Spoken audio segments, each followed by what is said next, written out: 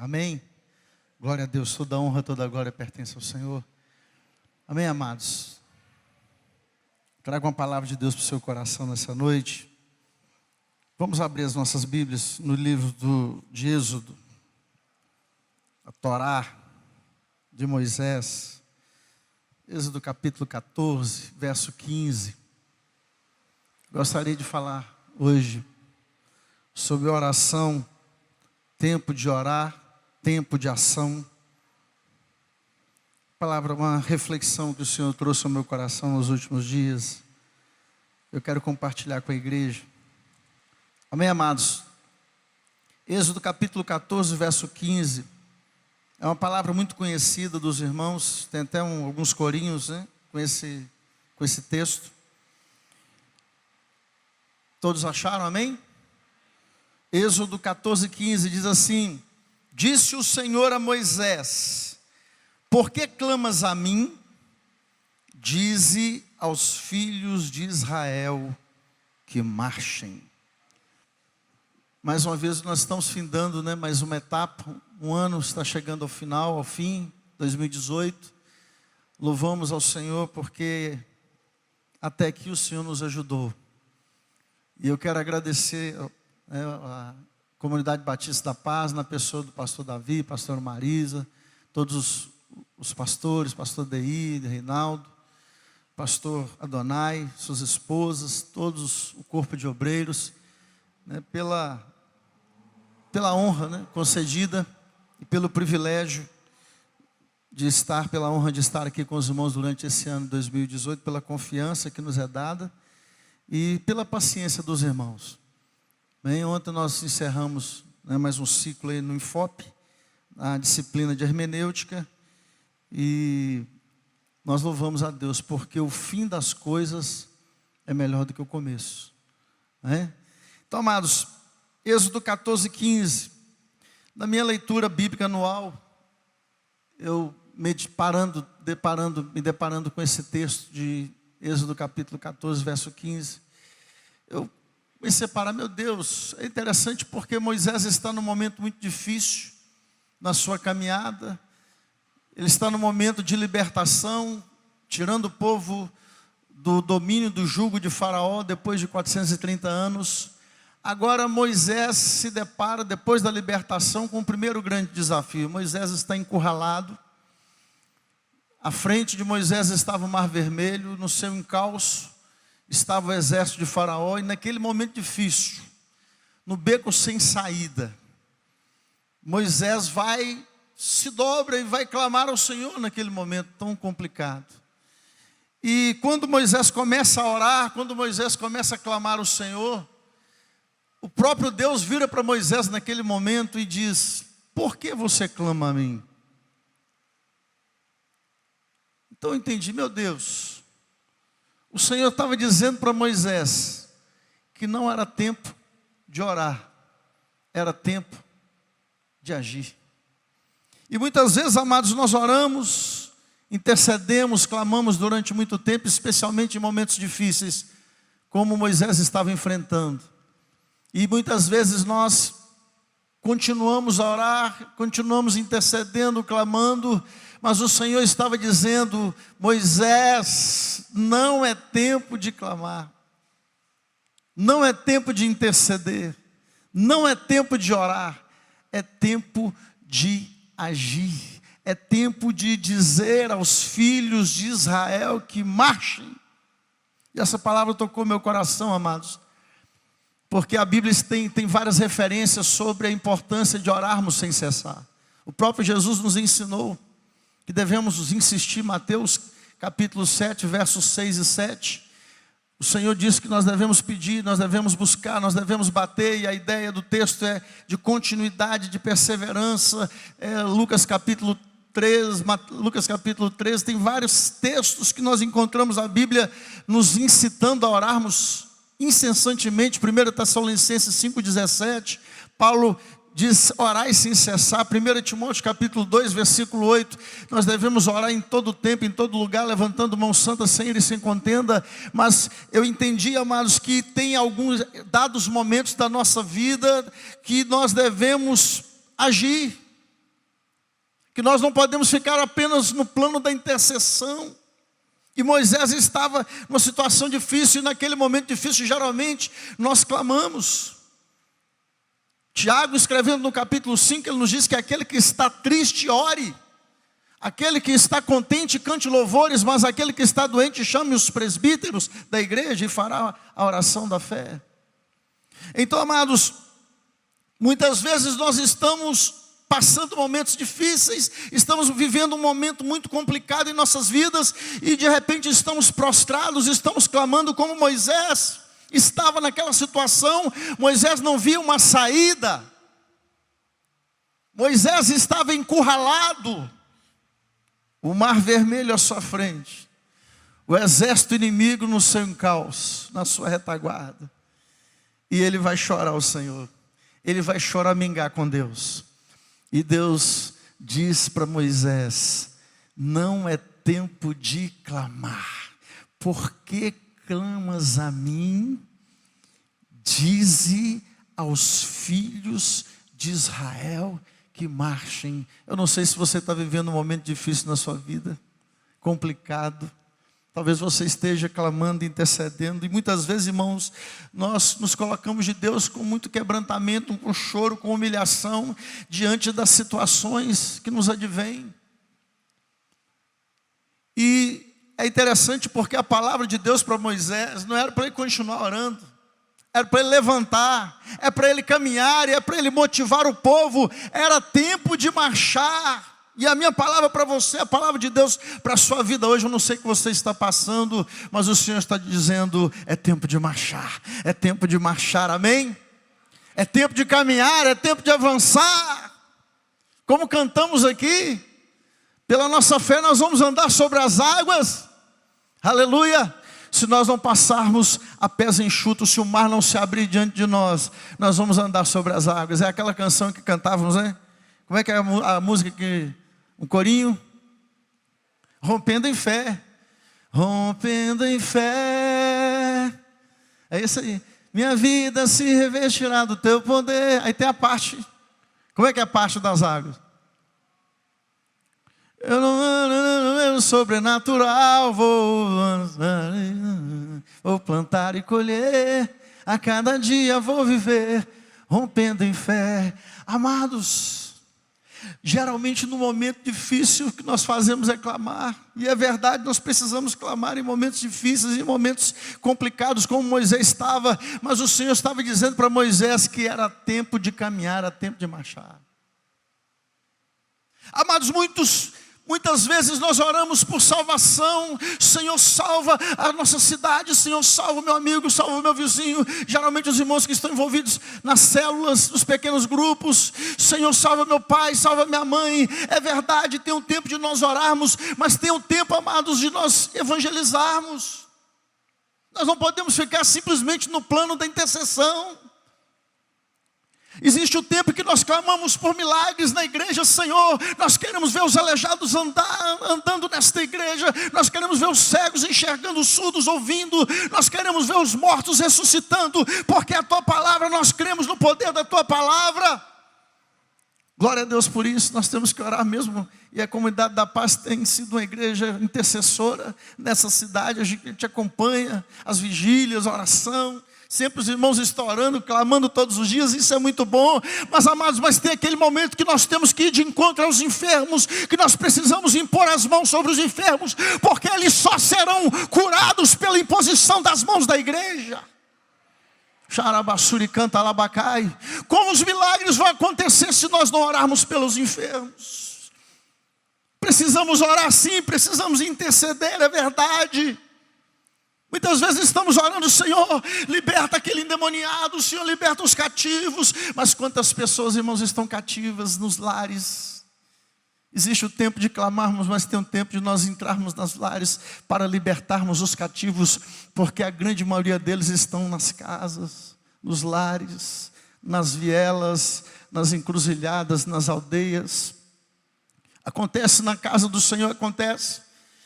Eu lembro quando eu era menino, não tem muito tempo isso não, uns 40 e poucos anos atrás, em Ipatinga, no início da obra de renovação espiritual, irmãos, Todos os cultos, praticamente, acontecia manifestações demoníacas.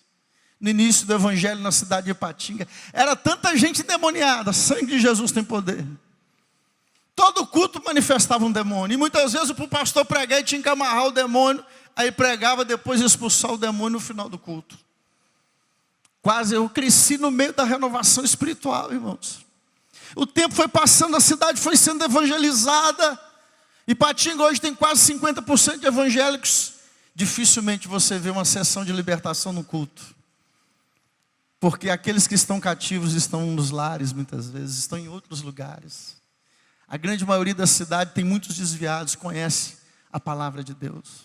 Então, amados, nós precisamos entender que tem um momento de clamarmos, mas tem um momento de agirmos. Foi isso que Deus falou forte ao meu coração. Moisés estava numa situação difícil, estava encurralado, não tinha saída, e de repente falou, não, eu tinha que orar mesmo. Mas o Senhor estava dizendo para Moisés, é tempo de marchar, e é tempo de colocar o povo para marchar, para caminhar. O povo estava encurralado, o povo estava diante de duas grandes barreiras, aos olhos humanos intransponíveis. Mas o Senhor falou, é tempo de avançar, é tempo de marchar. E quando Moisés foi, a Bíblia nos diz, e ele disse aos filhos de Israel, outrora escravos, agora o Senhor estava levantando, arregimentando um exército, porque escravos não marcham. Quando Moisés toca o bastão no mar vermelho, o mar se abre. O milagre acontece, porque não era tempo de orar, era tempo de agir. Diga para o seu irmão da direita e da esquerda, é tempo de marchar, irmão, é tempo de marchar, irmã.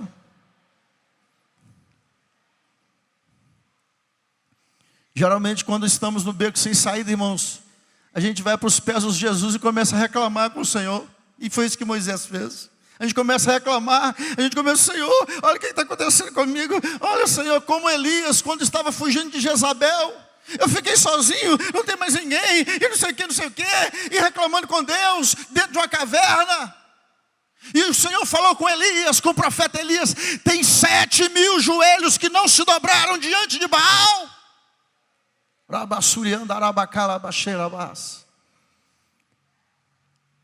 Às vezes, irmãos, quando a gente se coloca como vítima diante de Deus, Senhor, olha isso, eu estou fazendo a tua obra, olha o que está acontecendo aí diante de mim, olha atrás de mim, eu estou sendo perseguido, não tem como sair dessa. E o Senhor está dizendo, é tempo de avançar, é tempo de marchar. E amados, e caminhando na minha leitura bíblica, eu cheguei lá no livro de Josué, nas conquistas de Josué no capítulo 7. Josué conquista a primeira cidade na terra de Canaã. Irmãos, quando Josué atravessa o rio Jordão, os habitantes de Jericó ficaram pasmados, ficaram aterrorizados. Você pode imaginar o que é isso? Está vindo um povo aí no deserto, uma multidão. O Deus desse povo é poderoso, é um Deus, ele abre mar. Ele faz água brotar da rocha, o povo está morrendo de medo. Ele abriu o Jordão, agora o povo atravessou, e agora eles vão nos destruir. E foi isso que aconteceu. Depois de 7 dias, as muralhas de Jericó se ruíram. A grande fortaleza de Jericó, talvez uma das cidades mais fortificadas do mundo antigo. Uma muralha que dava para passar 2 carros, enorme. Mas diante do nosso Deus não tem nada difícil nem impossível, amém, irmãos?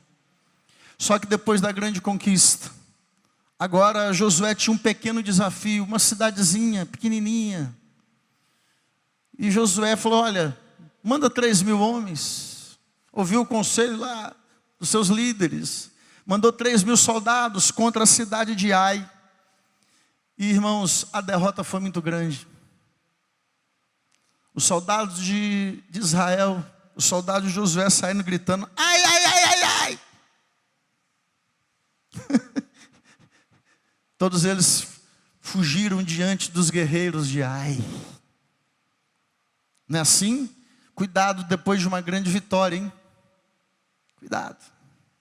Foi uma grande vitória em Jericó, agora nós estamos por cima da carne seca, né? Agora vai ser fácil dominar essa terra aqui, conquistar Canaã. Aí, amados, Josué 7, versículo 10. Quando Josué recebe o relatório que a derrota foi terrível, Josué rasga suas vestes e começa a lamentar diante de Deus, porque a derrota foi terrível, foi muito grande. E ele clamou ao Senhor, ficou prostrado, chorando, com a roupa rasgada, humilhado. E o Senhor disse a Josué no versículo 10, porque estás prostrado assim sobre o rosto? Tem pecado oculto, tem coisa escondida. Não é tempo de chorar, não é tempo de se humilhar, não é tempo de orar, é tempo de tratar o pecado. Porque se o anátema não for tirado, se o pecado não for tirado, se o povo não for santificado, eu não irei adiante de vós e vocês não terão vitória sobre os vossos inimigos. É simples, irmãos, quem vencia não era Israel, era o Deus de Israel. É o Senhor dos exércitos. É o general de guerra. Porque, irmãos, nas nações antigas, quando uma nação vencia uma guerra, não era simplesmente aquela nação que vencia uma guerra, mas representava o Deus daquela nação, se colocava como um Deus superior à nação derrotada. E naquele momento, amados, quando Josué estava chorando, clamando pela terrível derrota, se humilhando, o Senhor falou assim: levanta daí, para de choramingar, para de se humilhar. Não é hora de chorar, não é hora de se humilhar, é hora de tratar o pecado. Quantas vezes, amados, nós buscamos o Senhor por causa de alguma derrota, de alguma decepção, de algum fracasso, de alguma tragédia? Nós fazemos como Josué fez. E de repente o Senhor, e nós choramos, nós clamamos, nós lamentamos diante de Deus, e o Senhor está dizendo: não é hora de orar, o pecado precisa ser tratado. Porque se o pecado não for tratado, vocês serão derrotados diante dos vossos inimigos. Aí, amados, a palavra do Senhor nos diz que Josué tirou a sorte. A sorte era Urim Tumim, tá, irmãos? Não era sorte de dado, não. Era um sacerdote que tirava a sorte para saber se era ou não era. E a sorte caiu sobre a família de Acã. E Acã confessou o seu pecado. Deus havia proibido o povo dos despojos. Eles não podiam pegar nada de Jericó, nem dos escombros. E Acã, na sua ganância, pegou ouro, prata e uma veste babilônica. E Acã confessou o seu pecado. Josué reuniu toda a sua família, todo o ouro, tudo aquilo que ele havia adquirido, de uma forma ilícita, todo o anátema. E eles foram apedrejados, toda a família de Acã. E depois foram queimados. O pecado foi tratado. Aí depois Deus falou: vocês vão fazer assim, assim e assim. O povo de Ai era uma cidade pequena, mas o povo era valente. E o Senhor deu uma grande vitória. Porque não era tempo de Josué ficar chorando pela derrota. Amados, nós temos que entender as causas. Precisamos entender o tempo, o momento. Por que está acontecendo? Geralmente as pessoas falam: você não tem que, quando você estiver diante de uma situação difícil, não pergunte para Deus o porquê, pergunte para quê. Mas geralmente eu entendo assim, eu pergunto por quê mesmo. É do ser humano. Se você está vivendo um momento difícil, você não vai perguntar a Deus por que você está passando por aquilo. Eu creio que é comum, é normal, é do ser humano. Amados, e muitas vezes, irmãos, diante de uma situação difícil, diante de fracassos, o que nós fazemos? Nós lamentamos. Mas às vezes o Senhor está querendo nos trazer para uma vida de consagração, de santificação. Às vezes existem coisas na nossa vida que precisam ser tratadas. Muitas vezes nós estamos orando e chorando por avivamento, mas Deus, antes de trazer o avivamento, Ele precisa tratar o pecado na igreja. Ou às vezes o avivamento pessoal: Senhor, eu quero ser cheio do Espírito Santo, como o irmão ministrou aqui no início. Muitas vezes, amados, Deus não vai derramar vinho novo em odres velhos. O odre tem que ser restaurado para o Senhor liberar a sua unção. E a restauração, ela vem na santificação, porque sem santificação ninguém verá o Senhor. Deus é um Deus santo e o padrão de Deus é elevado de santidade. Nós precisamos entender isso. E existem momentos como Paulo, com a igreja de Corinto, capítulo 5 de 1 Coríntios. Paulo estava longe dos irmãos e havia um irmão ali daquela congregação que estava tendo relacionamento sexual com a mulher do seu pai. E Paulo escreve de uma forma muito dura, dizendo à igreja que aquele fermento velho precisava ser arrancado, tirado, que ele precisava ser disciplinado, que ele precisava ser tratado para que a igreja voltasse a viver o que ela estava vivendo anteriormente. É difícil, irmãos, especialmente em nossos dias, de tanto relativismo, tratar o pecado. Nós como pastores, antigamente a disciplina na igreja era bem diferente, né, pastor? Tinha igrejas que quando o irmão errava, ele tinha que confessar o pecado diante da comunidade inteira. Ele tinha que vir na frente e confessar: eu fiz isso e aquilo. Tem igreja que trabalhava dessa forma. Agora imagine isso hoje em dia, não funciona. E eu acredito, amados, na verdade que aquela disciplina antiga, aquele modo antigo de disciplinar os fiéis, os membros, ele nunca funcionou muito, porque a pessoa era quase que excluída, banida. As pessoas olhavam, né, de uma forma, vamos dizer, preconceituosa. Era uma coisa assim bem farisaica mesmo. Quando a pessoa passava por disciplina, todo mundo ficava, ninguém cumprimentava. E aquele irmão, aquela irmã, a pessoa que estava por disciplina, muitas vezes ele era isolado do grupo e isso não funcionava. A disciplina é bíblica, o pecado tem que ser tratado, mas tem que ser tratado da forma que o Senhor manda, com amor. O bom é que numa igreja onde há discipulado, onde há acompanhamento, cada membro, cada discípulo, ele tem um acompanhamento específico. Isso ajuda muito. Mas o pecado tem que ser tratado. Se queremos experimentar grandes vitórias na presença do Senhor, o pecado precisa ser tratado primeiramente em nós. Às vezes é interessante porque quando nós estamos diante do Senhor, quando nós estamos no nosso lugar secreto, quando nós rasgamos o nosso coração diante do Senhor, a gente é humilhante.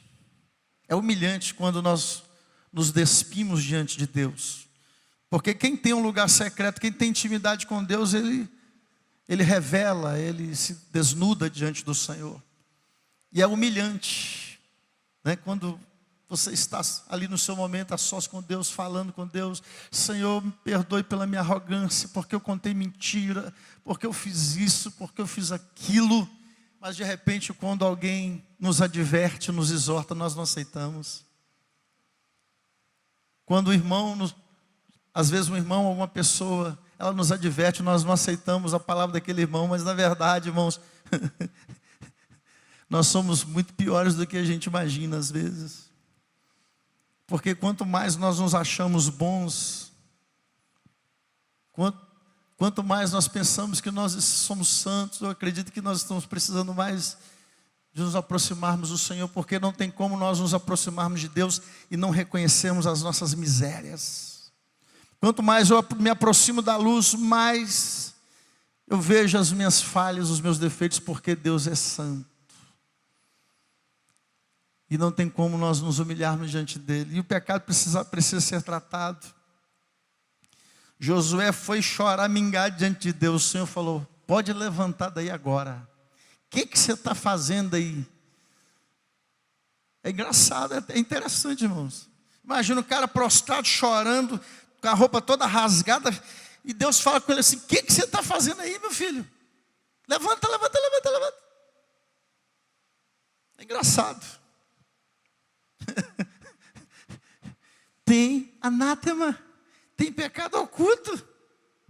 Enquanto você não tratar isso aí, o povo não vai, o exército vai ter derrota, o exército vai ser um exército derrotado, o povo não vai vencer os seus desafios. Eu não vou no meio do povo. Deus falou claramente com ele. Então, amados, vamos acompanhar, vamos continuar. Então, em segundo lugar, não era tempo de Josué chorar, se humilhar. Era tempo de tratar o pecado. E a terceira e última referência, irmãos, na minha leitura anual, né? Eu cheguei lá em 1 Samuel capítulo 16. E é interessante porque em 1 Samuel capítulo 16, Samuel está chorando por causa de Saul, do rei Saul, que havia sido rejeitado por Deus. Deus havia rejeitado a Saul, o primeiro rei de Israel. O povo pediu em 1 Samuel capítulo 8, o povo pediu um rei. Não, nós queremos ser como as demais nações que têm um rei. Porque Samuel já estava avançado em idade, Samuel já era velho, idoso, e os seus filhos não tinham a mesma índole, o mesmo comportamento. Seus filhos, eles eram corruptos, avarentos, a Bíblia diz que os filhos de Samuel eram avarentos. Os filhos de Eli eram filhos de Belial, e os filhos de Samuel eram avarentos. E o povo não queria aquele povo dominando sobre eles. Então nós queremos ser como as nações. Aí Samuel chorou. Meu Deus, aí o Senhor falou com Samuel: Samuel, o povo não está rejeitando a ti, o povo está rejeitando a mim. Às vezes, irmãos, quando nós somos rejeitados como líderes, a gente fica triste, abatido, mas muitas vezes o povo está rejeitando, não é o líder, está rejeitando é o governo de Deus, é o que Deus está querendo fazer. E naquele momento, em 1 Samuel 16, Samuel estava chorando por Saul, e o Senhor disse claramente: até quando você vai ficar chorando, clamando, orando por Saul, havendo eu rejeitado? Saul teve muita chance, irmãos. Capítulo 13 de 1 Samuel, ele sacrifica ao Senhor, ele faz algo que não era da alçada do rei, do monarca, só o sacerdote podia sacrificar. E depois de aguardar 7 dias, diante do arraial dos filisteus, a batalha estava quase sendo travada, e o exército de Israel começou a se dispersar. Saul não aguentou esperar o tempo. Quando a gente não sabe esperar o tempo, a gente não entende o tempo, a gente precipita. E ele sacrificou o Senhor, e o Senhor o rejeitou. Obedecer é melhor do que o sacrificar. Mas 2 capítulos adiante, no capítulo 15, Deus dá uma nova chance a Saul. Olha, o meu juízo contra os amalequitas é chegado, você vai destruir, acabar com os amalequitas, etc, etc. Saul vai à batalha, o Senhor dá a vitória, mas Saul, mais uma vez, desobedece ao Senhor.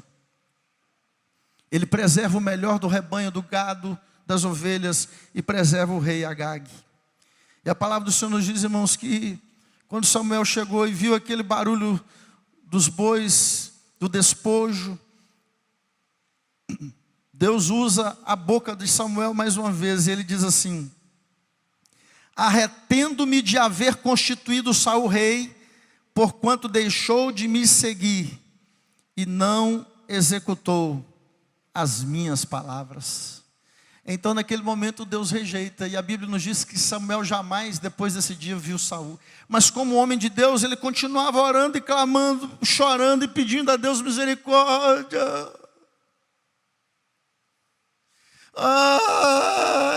Samuel estava preso ao passado. Às vezes, irmão, a gente fica preso ao passado.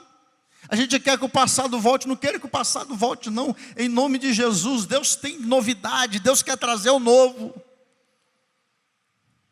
E às vezes nós não entendemos o agir de Deus, a dinâmica de Deus. Deus diz claramente para Samuel: para de chorar, de choramingar por Saul, porque eu já me provi de um rei. Aleluia. Aí se você pega em Atos, fala assim: achei a Davi, homem segundo o meu coração, que cumprirá toda a minha vontade. Se Saul era um rebelde, não obedecia nada do que Deus falava, agora o Senhor fala: eu achei um que obedece tudo que eu falo. Aleluia. E Deus falou claramente com Samuel: para de chorar por Saul, não é tempo de chorar por Saul, é tempo de ungir a Davi. Para de chorar por Saul, irmão, irmã. Às vezes a gente fica chorando por Saul, pelo que já se perdeu. E nós com isso resistimos o que Deus está querendo fazer, o novo. lá na igreja, de repente aqui não acontece, isso acontece na Peniel. Eu posso falar da minha experiência lá. O Senhor está levantando os adolescentes. Eles são adolescentes como eu já fui, como a maioria dos irmãos aqui, né, que já passaram por essa fase, já foram também. E o adolescente, ele tem o jeito deles ser, eles gostam, ele tem um estilo musical, eles têm um jeito deles. E o louvor deles é diferente da velha guarda. E muitas pessoas da igreja resistem. Isso não é de Deus, não. Essas músicas aí. Falei, Jesus, eu fico assim, meu Deus. Às vezes o pessoal, às vezes a velha guarda esquece que enquanto adolescentes fizeram coisas bem piores, que aprontaram muito mais.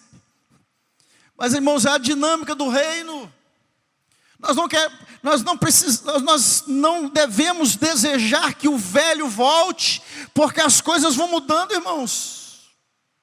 Ainda que seja bom ouvir um cantor cristão, uma harpa cristã, ou curtir um João Alexandre, um Sérgio Lopes, né? É muito bom, é muito gostoso, é nostálgico para nós, para mim também é nostálgico, mas, irmãos, a gente não pode barrar o novo. Nós não podemos ser pé de tropeço na vida da nova geração que Deus está levantando. Deus está levantando a geração de Davi. E às vezes nós estamos lá, né? Nós estamos lá desenterrando defunto. Ah, mas naquele tempo era melhor, naquele tempo era melhor, naquele tempo era assim, naquele tempo era assado. É naquele tempo, irmãos. Nós estamos em 2018, passando para 2019. As coisas mudam.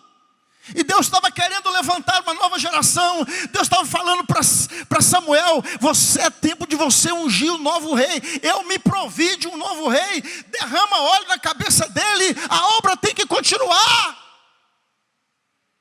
E a gente fica preso no passado. Estou dizendo, irmãos, para você parar de curtir o antigo, não, porque é gostoso.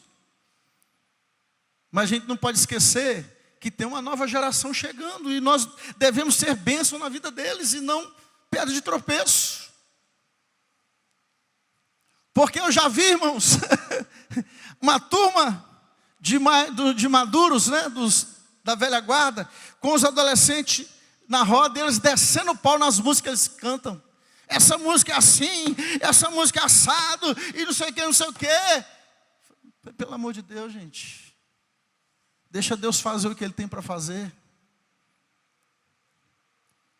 Se Deus está querendo levantar a nova geração, nós devemos entender e aceitar isso. Porque o diabo, irmãos, muitas vezes ele, com essas críticas, ele acaba entristecendo, ele acaba entrando no meio e agindo. Nós não podemos dar lugar ao diabo. O Senhor estava dizendo claramente para Samuel: Samuel, para de chorar por Saul. Eu estou levantando uma nova geração. Você vai lá, eu já me provi de um rei. Você vai derramar o óleo na cabeça de Davi. Então Samuel estava lá chorando, Senhor. E é interessante que são em momentos difíceis, momentos complicados. Moisés encurralado, Josué diante de uma grande derrota, e Samuel quase morrendo, velho, querendo que o passado voltasse, porque ele já estava partindo, e o povo queria um rei, só que o rei não deu certo. E agora o Senhor estava dizendo para Samuel: Samuel, para de orar, que agora é hora de você ungir a Davi, porque ele vai dar continuidade à minha obra. Eu quero encerrar essa minha palavra. Nós estamos chegando no final de mais um ano, mas eu quero te perguntar: até quando você vai ficar orando pelo seu ministério? Quando vai começar mesmo? Até quando? Tem a hora de orar, tem a hora de agir. Às vezes Deus colocou tantos sonhos no seu coração, mas você não começou a executar nenhum deles. Me fala por que não? Deixa eu orar mais um pouquinho. Deixa eu interceder mais um pouquinho. O Miles Monroe, o saudoso pregador e teólogo das Bahamas, ele dizia que o cemitério é o lugar onde tem o maior número de sonhos. Que as pessoas morrem e os seus sonhos vão junto. E muitas vezes o sonho que Deus coloca no coração da gente, irmãos, não é o nosso sonho, é o sonho de Deus. Se o sonho que você tem não é para você ganhar dinheiro, não é para você ficar famoso, não é para você se autopromover na política, você pode ter certeza que é sonho de Deus. Porque os nossos sonhos sempre é assim. Visa o nosso bem-estar. É o meu sonho. Agora o que visa o bem-estar do próximo, você pode ter certeza que não é seu, é de Deus. Se o seu sonho não visa o seu bem-estar, mas o do próximo, você pode ter certeza que esse sonho não é seu, foi Deus que plantou no seu coração. Aí eu te pergunto, até quando você vai ficar orando? Ah, mas eu não tenho dinheiro, eu não tenho recurso. Será que precisa de recurso mesmo? Para começar, precisa de dinheiro? Ou precisa de atitude? O ano novo se aproxima, e geralmente no ano novo a gente faz muitos propósitos. Ah, 2019 vai ser diferente. Vai ser diferente se nós agirmos diferente. Vai ser diferente se eu não fizer as mesmas coisas que eu fiz em 2018. Aí vai ser diferente. Porque se nós fizermos as mesmas coisas, cometermos os mesmos erros, infelizmente vai ser um ano igual ou pior do que foi 2018. Que os erros de 2018 sirvam, irmãos, para nós acertarmos lá na frente. Mas eu te pergunto, até quando você vai ficar orando? Pedindo confirmação de Deus? Até quando? E geralmente ainda coloca a culpa no outro. Ah, mas a igreja não me dá apoio. Não é por falta de apoio da igreja, não.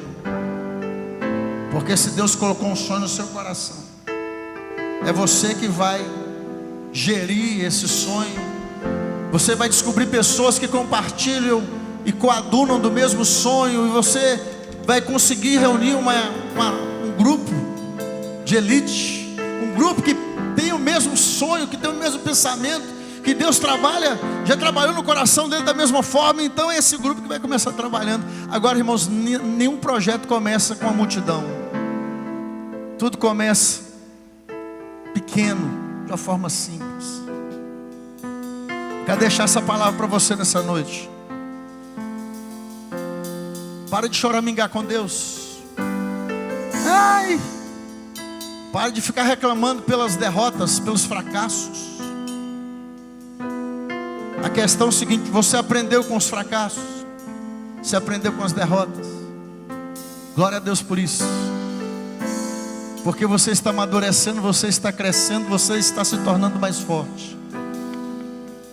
Então você deve glorificar o nome do Senhor. Agora, em nome de Jesus, saia do plano subjetivo, o plano cósmico, e venha para a realidade. Entenda que tudo aquilo que Deus colocou no seu coração, isso pode se multiplicar, deve se multiplicar, e Deus vai usar a sua vida para isso. Porque Deus chama cada um para um ministério específico, a cada um Deus dá um dom específico. Não existe nenhum de nós que tenha todos os dons, que reúna todos os dons espirituais, todas as habilidades. Só Jesus Cristo tinha todos os dons, porque nele habita corporalmente toda a plenitude da divindade. Porque nele, como dizia João Batista, o Espírito não foi dado por medida.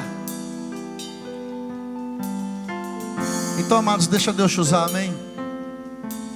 Deixa Deus te usar.